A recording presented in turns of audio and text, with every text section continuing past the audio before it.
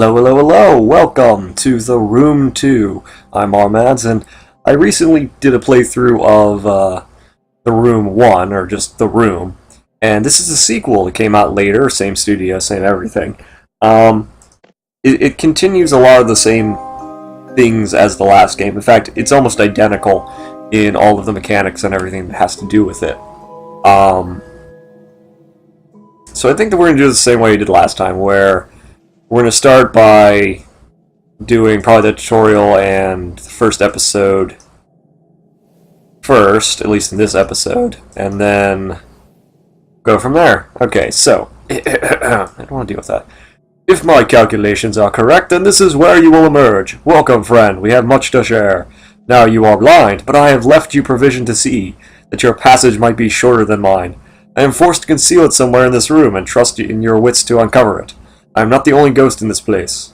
Okay, so we'll click on this and we realize that the lens is broken. Now, if you've watched my first video, you know why the lens is broken, but it doesn't really explain how the broken lens got to this room.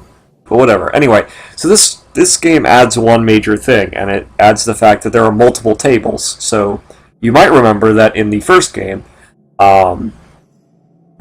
there was really only one table that you moved around. In this game, you have rooms, like full rooms, as opposed to just one thing. So you have a little. Yes. So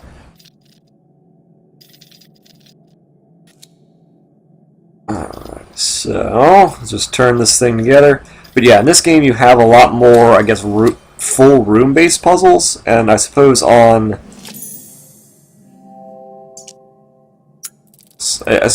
that because of that, it's become, so it's a little better, I suppose. Like, I want to say that it's better, that it's a better game because of this, but it's a little distracting. It's a little weird. So yeah, pick up that thing over there. Let's read this note. Oh god, there's a lot more text in this game. I forgot about that. Okay, 23rd October, 1883. Mr. Rigby, suffice it to say that I do not share my colleagues' faith in your character. Were it up to me, I should not engage a man of such low breeding and even lower station such as yourself. The very thought of taking a grave robber into our service chills my stomach. It is Mr. D. Montfaucon. Montfaucon? I don't know. Is fond of saying, needs must as the devil drives. I don't know what the... Needs must as the devil drives. What the hell does that mean? It falls to me, then, to brief you on your ungodly task. As you should be well aware, you shall only be paid upon your successful return with the artifact. Should you find yourself having any ideas otherwise, I must stress to you that, while the artifact is of enormous value, it is only of value within a certain small community of researchers. It is not for the eyes or hands of an uneducated man such as yourself. I unconditionally demand that you do not interact with the object in any way. It might prove incredibly dangerous for you to do so. It is an instrument of great power, and it should not be interfered with by inferior minds. Which is why I'm trusting it to you, as opposed to anyone else. Anyway, so, now that we've gotten these two things, you can go back to this table, and you might have realized that they have these two little indentations here. Stick that there, that there, and that unlocks something. Now you can turn this around. Okay. Out comes this strange brass sphere. And now you can interact with this. Turn around. No, I know it's not detachable by hand. Trying to rotate it because I believe there's something else I need to do with this. Oh wait, I remember what I'm supposed to do here. Let's stick this here. Now this eye opens. I'd be like, wow, so if you move this, you see that it does things. Now, obviously, this is a clue. Go back. You see when you use the lens, you see what the code is: south, east, southwest, north. So, south, east, southwest, north.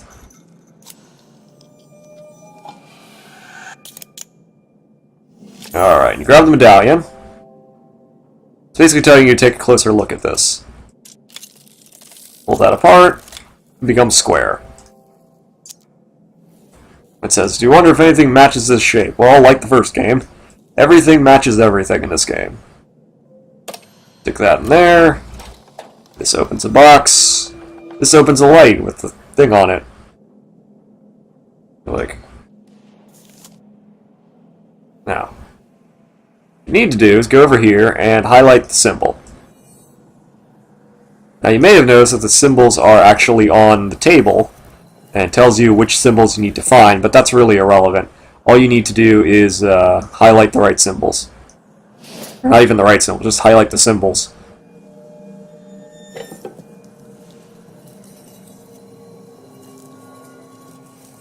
And I will say that this game really likes to, I guess, ramp up the, like, to try to be horror, I think. Like, I think a few of the things that are mentioned make it seem like it wants to be a horror game.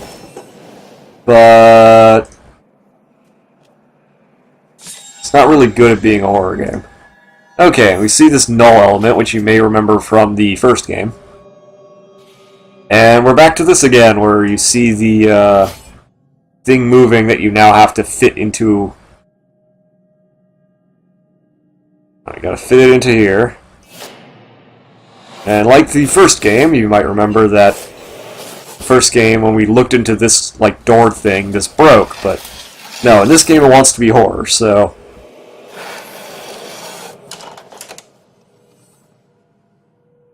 And that's the first chapter.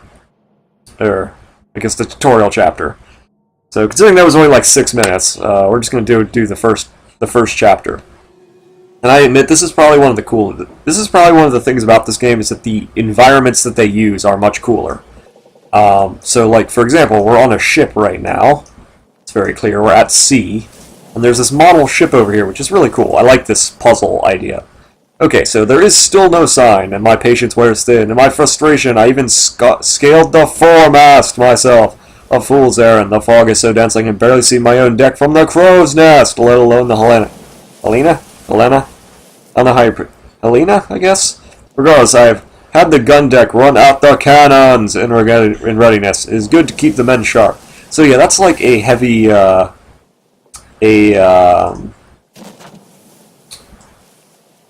very...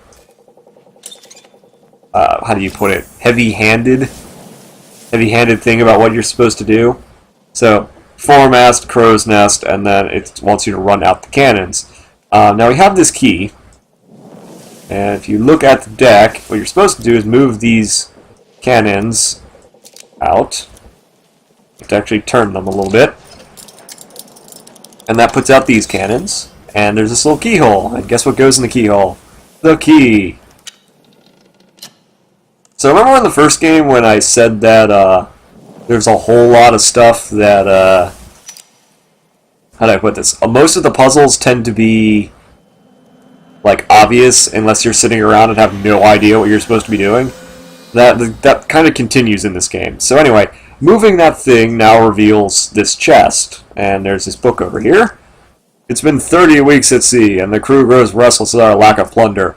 Though I would not betray it, I share those concerns. A privateer's license is no small investment, and my investors will not be happy without a return. According to the prisoners we took off San Esposito? I don't know how to pronounce that.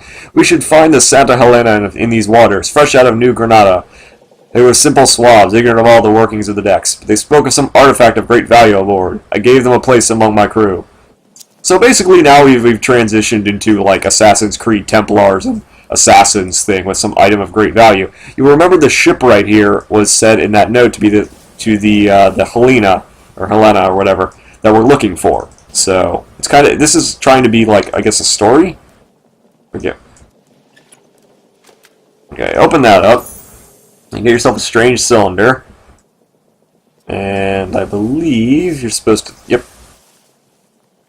So flip these out, and that opens this. Then I believe something I was supposed to do. Oh. Okay, so this is actually a clue. That's actually a clue, and if you remember correctly, there was this down here. Shows you what you're supposed to do, and this is actually a key, believe it or not. This is actually a key that first time I played this game I didn't realize was a key. So yeah, that's a key, and there's also a note over here you need to check out. A mountain, a moor, a palace, a slum. Why not the quarters of a galleon in full sail? Each dizzying step I whisked around the globe, as simple as turning a corner. Will you be following my path or forging one anew? What sights you must have witnessed, if my own experience is any guide. I'll keep leaving notes, and I urge you to do the same. We might know if our paths have crossed. Thrilling as this is, there's something not quite right with this place, though I struggle to define what. Some earthly tang of reality that is quite missing. I sometimes fancy I can smell the lime and grease paint. So basically, he's lost his fucking mind, and we apparently have too, because we're still here. Now, we're obviously going to need to do something with that, and if I remember... I thought there was one other thing I needed to do on this deck. Or we didn't. No, not there. On the deck. Did I not click that? Okay, so we'll go back to the... I believe that's all we needed to do there. So now we need to deal ourselves with the chest. I'm trying to remember what exactly I was supposed to do with the chest to open it. Yes, I see you. I know what you are, but I don't remember what I'm supposed to do with you. Oh, I remember now. You're supposed to go up here. Okay, so remember when I said earlier that this game expects you to essentially like look at random stuff? This is one of the things that confused me, because I'm sitting around here like the chest is illuminated, you get the thing out of the chest, and it expects you to pay not pay attention to the chest, but to this thing on the wall. It expects you to pay attention to this, essentially. So this opens up, and you get the final little symbol here of what you need. Because it's going to tell you something, and I believe then what we're supposed to do. There's one more thing. Oh yeah, we have to pull this open, and now we need to choose the right ones. So, top right is bottom left.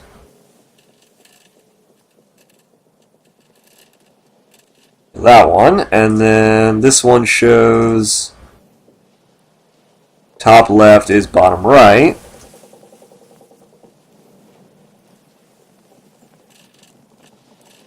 Okay, no, that's right.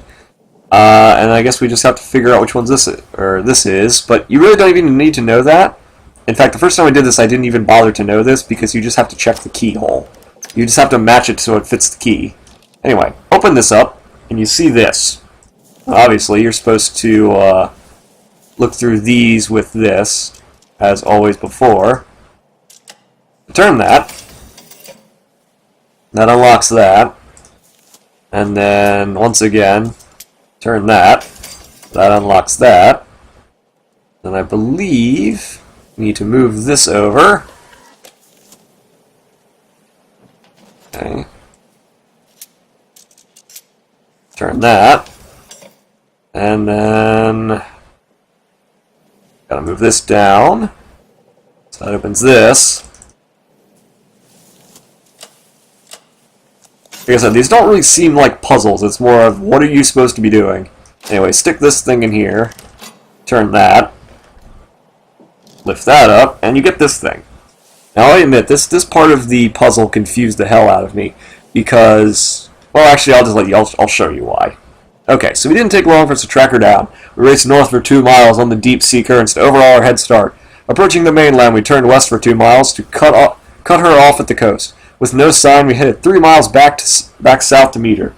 We sighted her close enough, or sure enough, but she cut through the cape before we could intercept. Now we just made for the tide. Okay, so obviously because this game likes to, rather than be like a puzzle, this game actually just likes to hit you over the head with things. So north 2, west 2, south 3. So you're supposed to go back to here. North 2, west 2, south 3.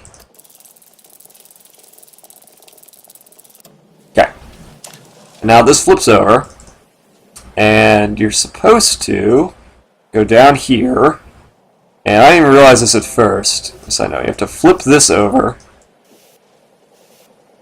Like this. So you get a keyhole. Stick the keyhole in here. And do that. And this fixes this. Because if you don't do that, you can't actually move this. Which kind of sucks. But anyway. This changed. So even the elements turn against us. Passage through the Cape took us 4 miles west, and we soon sighted our masts 4 miles to the north of us. Seeing us in pursuit, she cut west 2 miles in the fog bank. With her heavy ballast, we would easily overhaul her, if only this accursed fog should lift. Okay, so west 4, north 4, west 2. So 1, 2, 3, 4, 1, 2, 3, 4, 1, 2. So basically, you're kind of tracing the ship there. Now, first time I did this, I didn't realize this was reflective, like this. So now you gotta look at this, and you have to turn the wheel kind of slowly, and just sort of rotate it. And the first time I did this, I didn't realize that you had to do this, like at all. Like I just didn't recognize that you had to, do it this way. Okay. And then fix that. It's not even really straight, but okay, so yeah, that fixes that. Anyway, we have her now. The fog lifted shortly before noon, and there was 6 miles to the south.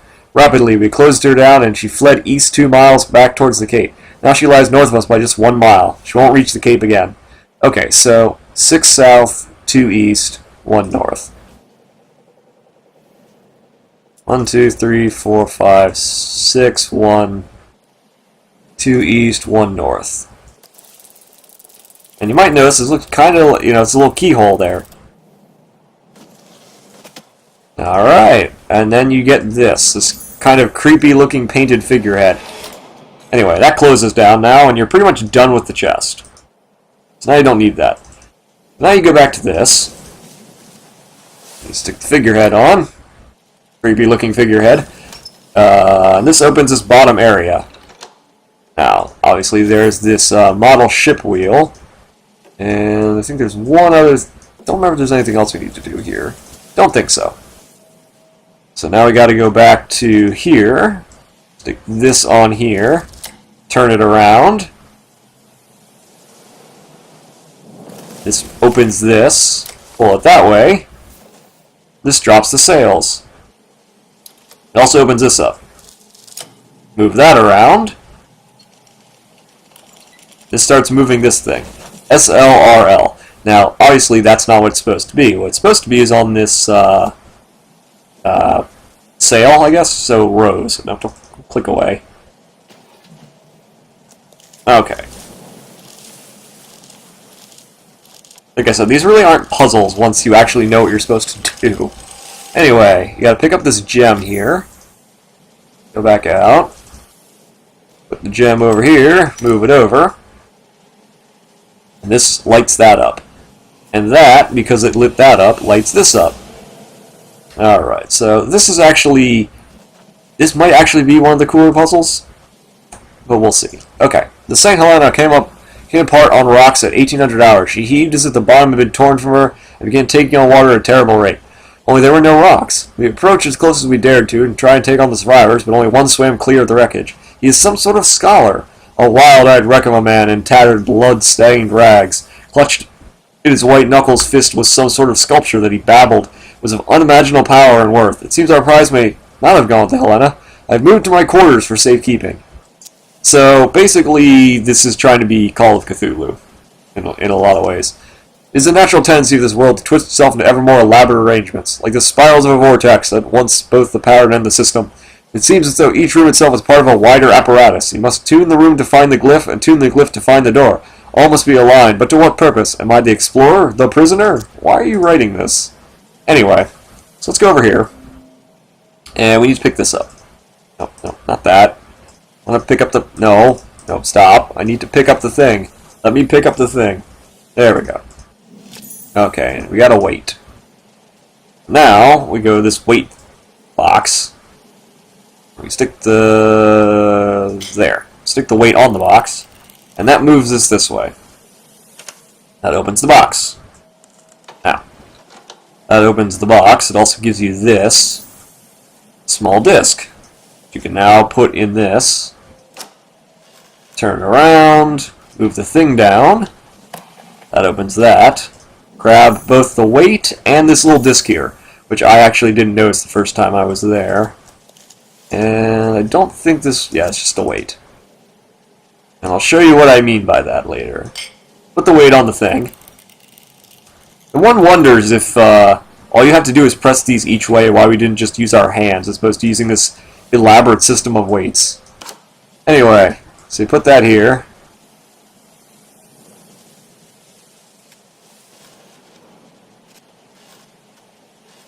No, stop. There you go.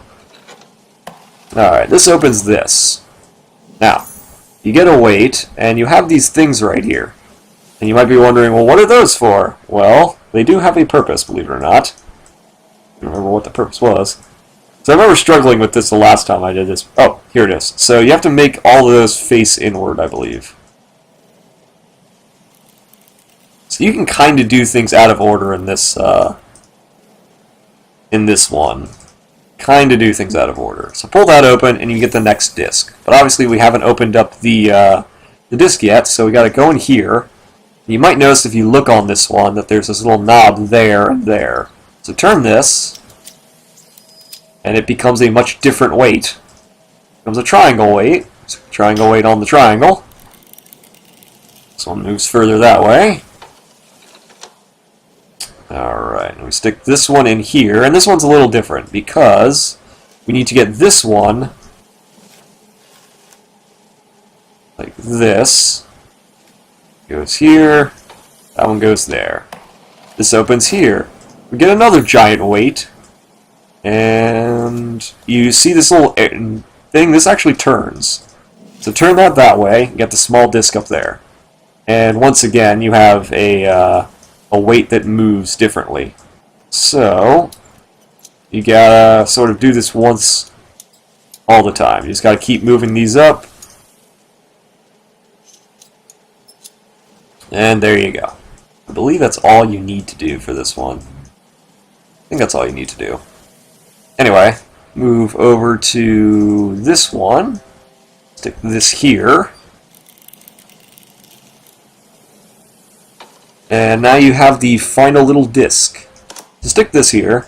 And this one's actually the more challenging of them because you need to turn this one around. To do that, I remember correctly how I did it, was you do it this, you have to basically pull it through.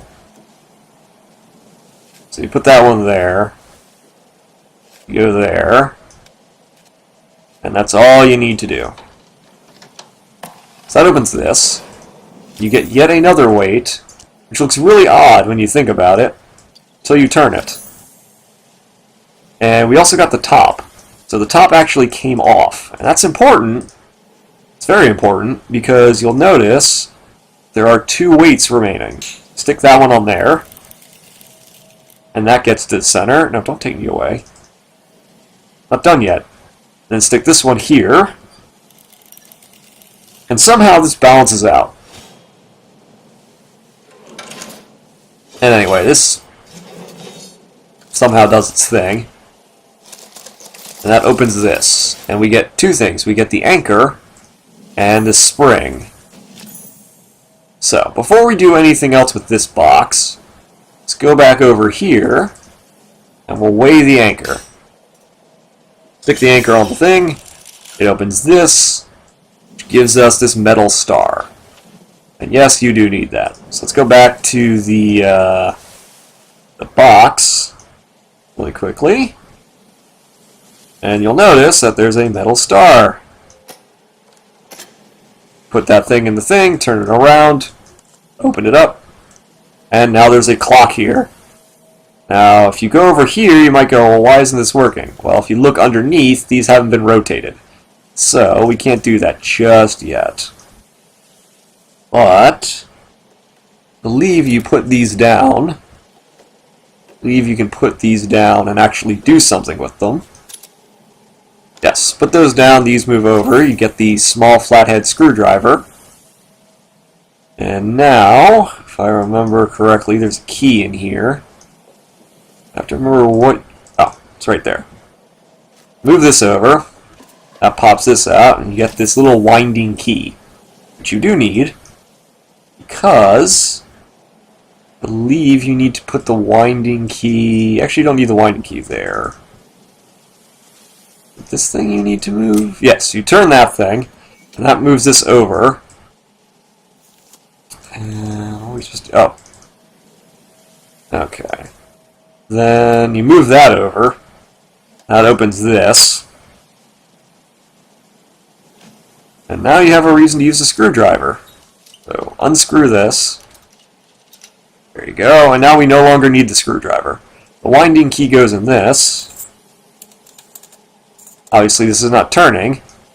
So you put this in here. I'm going to turn this... So turn it this way. So anyway, turn the spring. This will close for some reason, somehow. And begin to move. Go down here.